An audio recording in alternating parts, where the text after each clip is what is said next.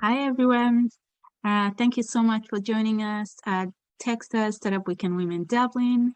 Today we have Gennaro from Republic of Work, who will be facilitating a workshop on Lean Business Model Canva. So I hope you enjoy the session. Thank you very much. Gennaro, please take over the floor. Hi, Thank you. everyone. Thank you so much, Leila, for introducing me and for inviting me today. So yeah, I'm here today just to give you a quick overview on the Lean Canvas template and how you use that and what value can you take from it. Here's just a little bit about myself and about Republic of Work. So as you know, Republic of Work is one of the Irish tech hubs. It's based in Cork. So if you're ever in Cork, just make sure to come here and say hi to us.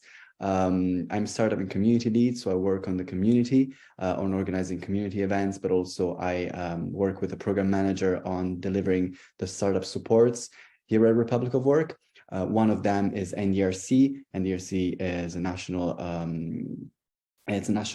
entity that provides supports for startups, and we deliver the programs in cooperation with Dogpatch Labs, Portishead in Galway, and also RDI Hub in Kerry. So there's different supports, early stage mostly, like a pre-accelerator program, but also a founder weekend that we have several times during the year, and also office hours. So if you would like to book office hours with me or with any other program manager, you can just go on the NDRC website and you can book office hours with us. And then we have another program that's called Teamwork Catalyst. And that program focuses on SaaS companies and SaaS startups. And I work on those programs with the program manager, Eshna Gogia, that you might have met before. So yeah, here's the Lean Canvas. Here's how it looks. I'm just gonna go through all of the different sections now. And we would need to start from the customer segments. So the section on the right.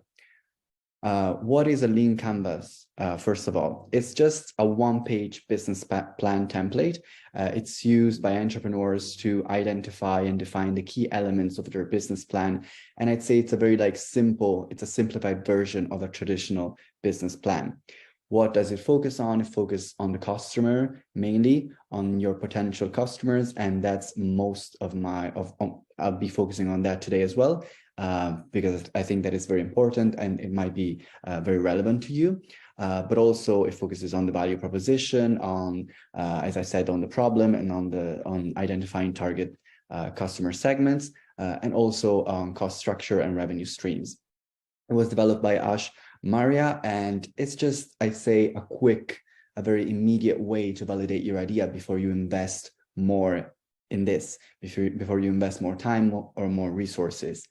And I'd say the interesting thing is that it can also be updated over time. So as you go through your interviews, as you talk to customers, you can fill out this template, and you can also keep doing that over time. And that's, I think, one of the best features about this template. So as we said, the first section that we're going to talk about is the customer segments. Here on the right. So first of all, you need to define who's your customer. So how do you do that? You can use a different template. It's called a persona. You can describe what your customer would look like, what they would do in their free time, what's their salary, what's the approach they have to buying products. And I think that is very helpful because it gives you the impression that you're doing something for a real person. You're not just developing a product, but you're solving an actual problem. And you have that persona in your mind, and you're solving their problem. Also, it's very important that you define who's your ideal customer, who's that person that you think will most likely buy your product, and who's that person that will buy your product first. And that is to say that you need to identify your early adopters.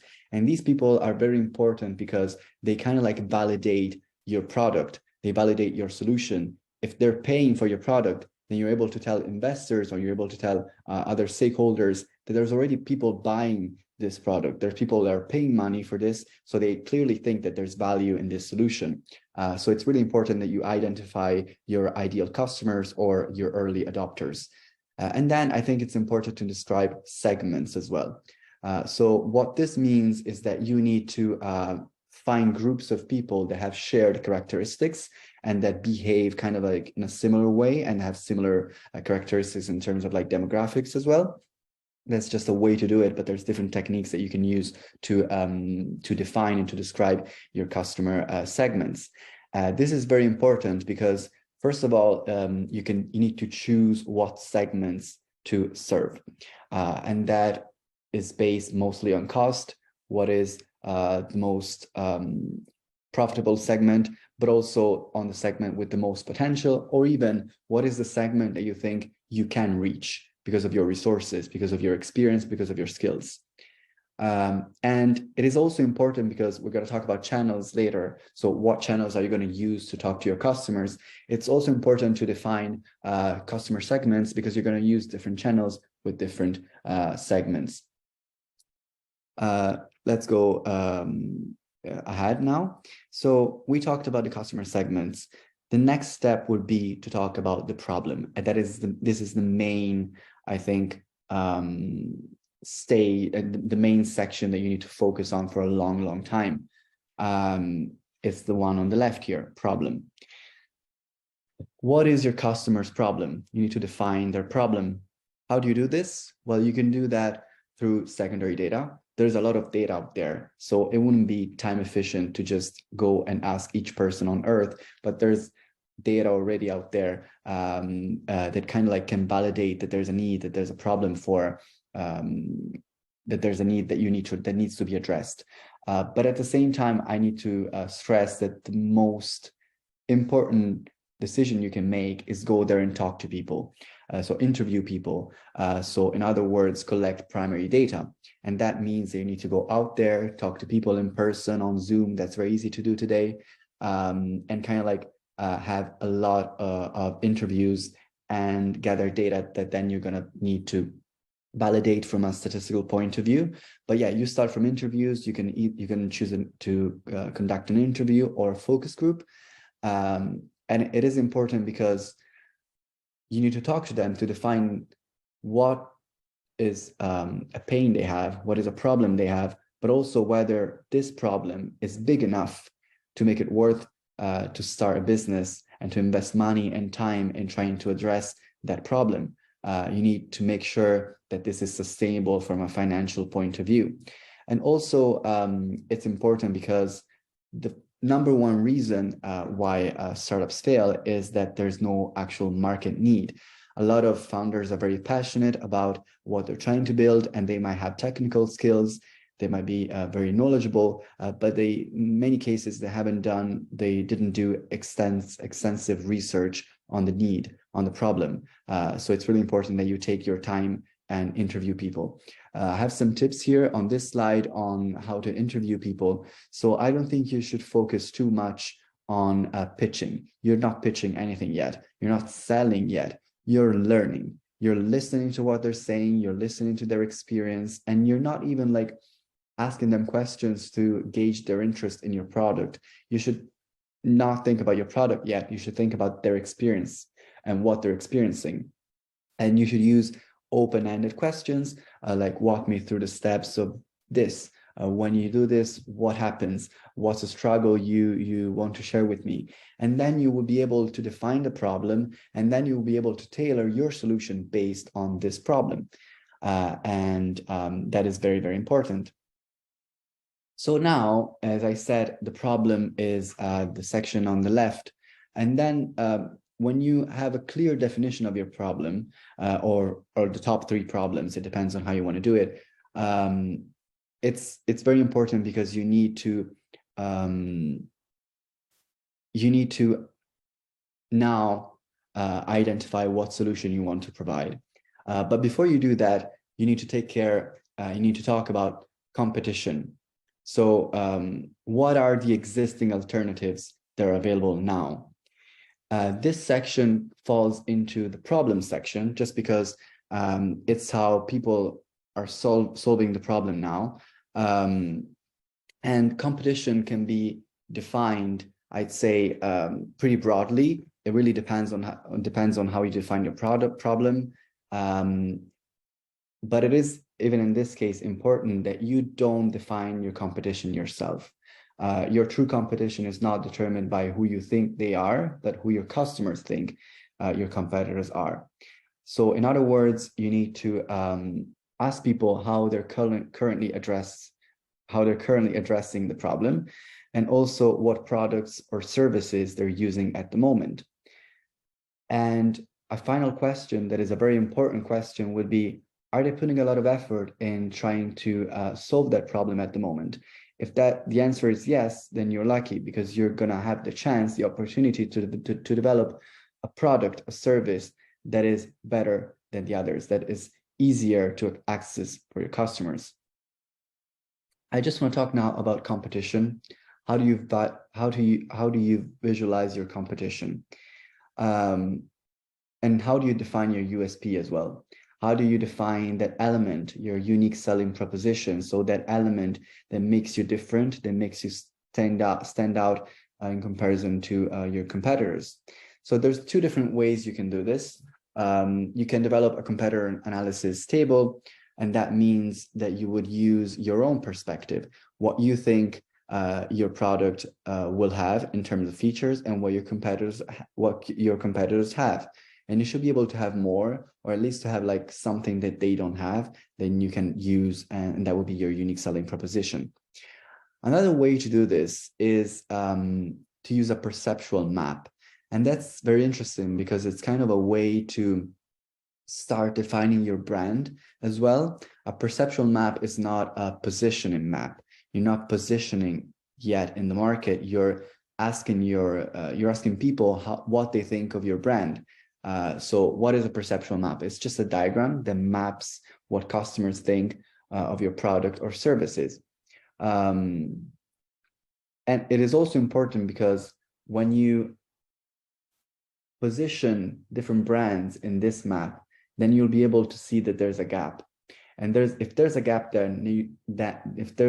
there, then you'll be able to kind of like identify that gap and tailor your branding on that gap, in the sense that people do not perceive any brand like you would like to shape your brand. You can also use, when you think about competition, the X for Y model concept. So you could, to convey in a very easy way what you're trying to address, you could say this product is X for Y, is Airbnb for cars, something like that. That is something that usually works very well to get your point across. So that's what I would like to say for competition. We talked about the solution. You should already have an idea now, since you're here, on what solution you would like to provide, on what product, on what service you would like to provide.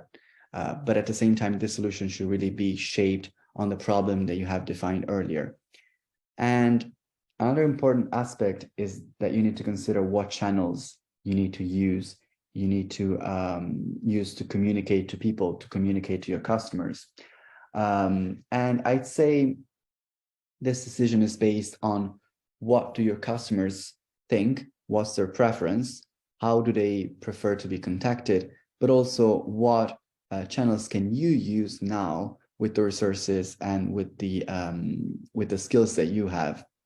It's also important that your channels are integrated.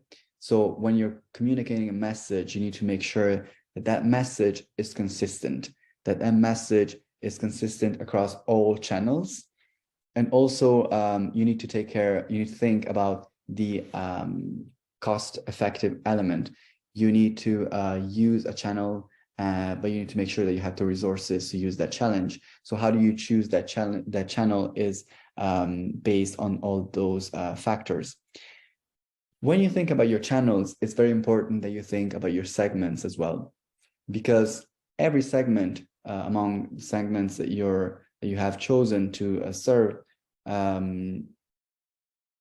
will need to be addressed through a different channel in most cases. So it's very important that you research how each channel would like to be, what's the most effective way to communicate with what's the most effective way to communicate with each segment. And that is something that you should take into account. I just have a sip of water. So as you can see here, there's two sections here. One is called cost structure and the other one is revenue streams. So as far as cost structure goes, you need to really identify what the most important costs are in your business model, the inherent costs in your business model. How do you find those costs? You need to think of all the resources that you need to provide that service or to provide that product. You need to think of all the activities that are involved. And every activity, every resource is going to have a cost attached to it. Everything that we talked about, interviewing people, well, maybe not interviewing people, but customer discovery has a cost. Developing customer relationships also has a cost. I need to take that into account. At this stage, I'd say you're starting to define your business model. So how people are going to pay, and that's more relevant to the revenue stream, how people are going to pay, what's the structure of your business model. So when it comes to revenue streams, you really need to take into account for what value are your customers willing to pay, because all the revenue streams that you will identify are going to be linked to the value that they're going to take from your service. It's also important to reflect on whether your revenue stream is diversified, and how much, on what percentage they contribute to the overall total revenue stream. I'd say at this stage, if you're very early stage, you shouldn't focus too much on this, but it is important to reflect on this, and it is important to have an idea on what your costs are going to be in the future, and also how diversified your revenue streams will be. So now I'm going to take some time to talk about the unfair advantage and the key metrics. So we talked about the solution earlier. So we know that the solution is what you think you will provide to people, what your product will be. And that's, as I said, shaped on the problem. But it is also important that you provide something, or that you have something that's called unfair advantage. So that means that you should be able to have something that cannot be easily bought or easily replicated. This is very important in different industries, like they're more like scientific based, where you can like have an actual invention as part of your product when you're trying to innovate in the scientific landscape.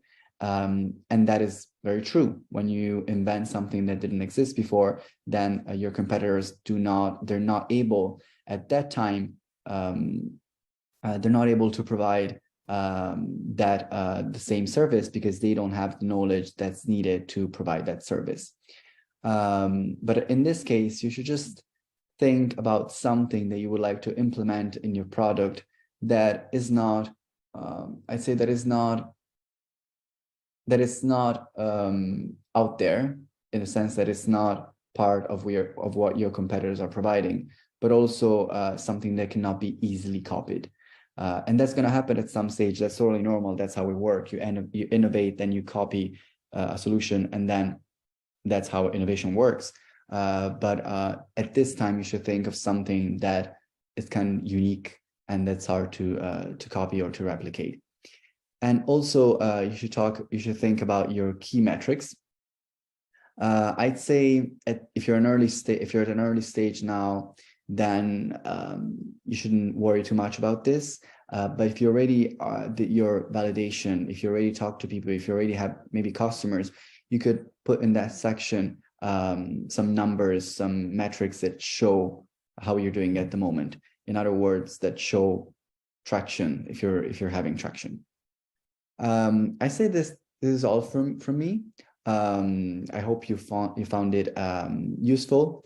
And thank you so much again, Leila, for inviting me today. Of course, if you need to, if you want to talk to me about anything, or to Ishna, our program manager, you can just reach out to us at Republic of Work, or you can just book an office hour with us through the NERC website. So thank you so much. And if you have any questions, make sure to reach out to me and I'll be able to follow up with you.